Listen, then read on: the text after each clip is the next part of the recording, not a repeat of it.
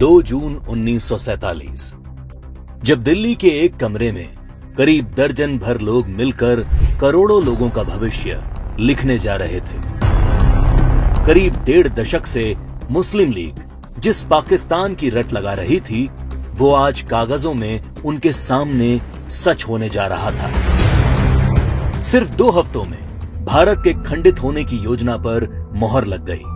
भगवान राम के बेटे लव का बसाया लाहौर, ढाकेश्वरी माता का तीर्थ ढाका, गुरु नानक देव जी का जन्म स्थान ननकाना अब 2 टुकड़ों में बंटने जा रहा था।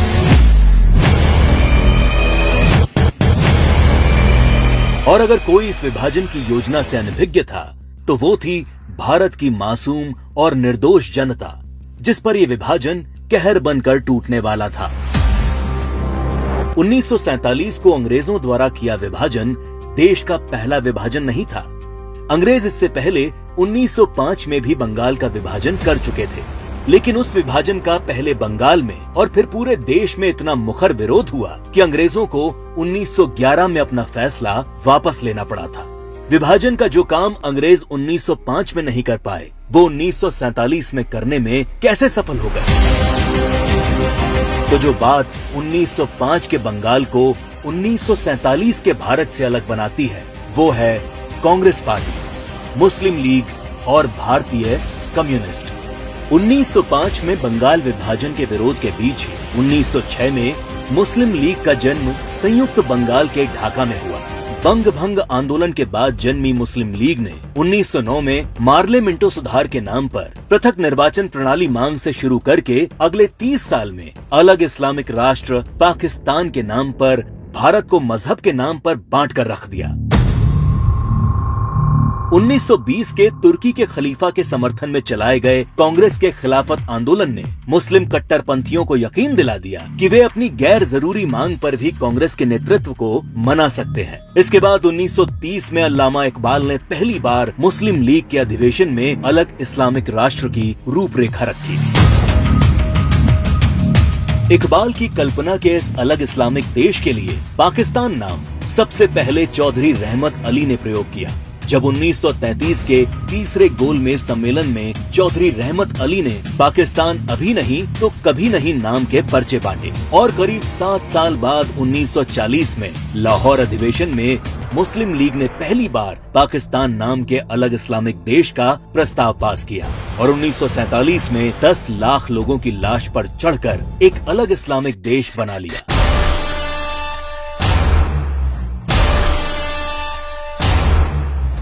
और जिस भारत ने 1905 में बंगाल का विभाजन नहीं होने दिया, वो भारत 1947 में भारत विभाजन नहीं रोक पाया, क्योंकि कांग्रेस के जिन नेताओं पर लीग के सामने खड़े होने की जिम्मेदारी थी, उन्होंने अंत समय में बिना भारत के लोगों को विश्वास में लिए विभाजन का प्रस्ताव स्वीकार कर लिया। देश तोड़ने के इस खेल में एक हिस्सा भारत के कम्युनिस्टों ने भी निभाया, जब कम्युनिस्ट नेताओं ने भारत को 14 राष्ट्रों का समूह बताते हुए भारत विभाजन को मुस्लिम राष्ट्र के आत्मनिर्णय का अधिकार बता दिया।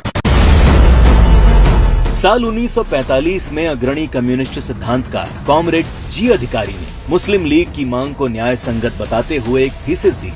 उनके शब्दों में 1940 से कम्युनिस्ट पार्टी ने ये देखना शुरू कर दिया कि तथाकथित सांप्रदायिक समस्या वास्तव में बढ़ती राष्ट्रीयताओं की समस्या है, जिसे आत्मनिर्णय के अधिकार के माध्यम से हल किया जा सकता है।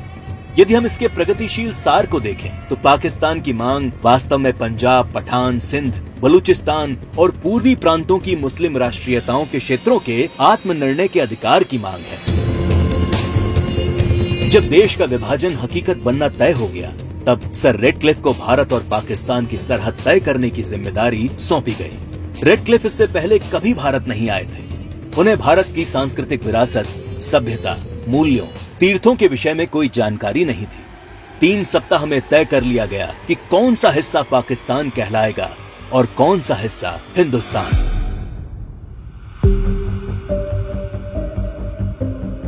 सदियों से एक जैसे इतिहास, भाषा, बोली, खान पान लिए रह रहे लोग, गांव और शहर रातों रात 2 देश बन गए। करीब 1.5 करोड़ लोग रातों रात बेघर हो गए और करीब 10 लाख से अधिक लोग इस विभाजन के नाम पर काल के गाल में समा गए।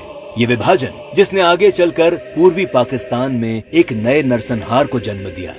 शहर के शहर रातों रात खंडर में बदल गए। शहर दर शहर दंगे और आगजनी शुरू हो गई। वो लोग जो हवेलियों में रहते थे वो अब रातों रात रिफ्यूजी बन चुके थे। अपना सब कुछ लुटाकर लोग सड़ी गर्मी और बरसात में मीलों तक फैले काफिले हजारों की तादाद में अपनी जान बचाकर चले आ रहे थे। सबसे बुरा हाल महिलाओं का हुआ, जिन्हें इस विभाजन की सबसे क्रूर कीमत चुकानी पड़ी। सैकड़ों महिलाओं का अपहरण और बलात्कार किया गया। 1940 के दशक में भारत की ही भांति नरसंहार झेलने वाले यहूदियों की विभीषिका को आज पूरा संसार जानता है। 27 जनवरी को आज पूरा विश्व होलोकास्ट दिवस के तौर पर मनाता है। लेकिन इस विभाजन की कभी न भूली जा सकने वाली त्रासदी को भारत की ही पूर्व की सरकारों ने कभी याद करने की कोशिश नहीं की। विभाजन विभीषिका दिवस 14 अगस्त का दिन विभाजन विभीषिका का स्मरण करने का दिन है। 14 अगस्त का दिन अटल जी की इन पंक्तियों को दोहराने का दिन है। तुम दूर नहीं खंडित भारत को पुनः अखंड बनाएंगे, गिलगित से गारो पर्वत तक आजादी पर्व मनाएंगे। उस स्वर्ण दिवस के लिए आज से कमर कसें, बलिदान करें। जो पाया उसमें खो न जाएं, जो खोया उसका ध्यान करें, जो खोया उसका ध्यान करें।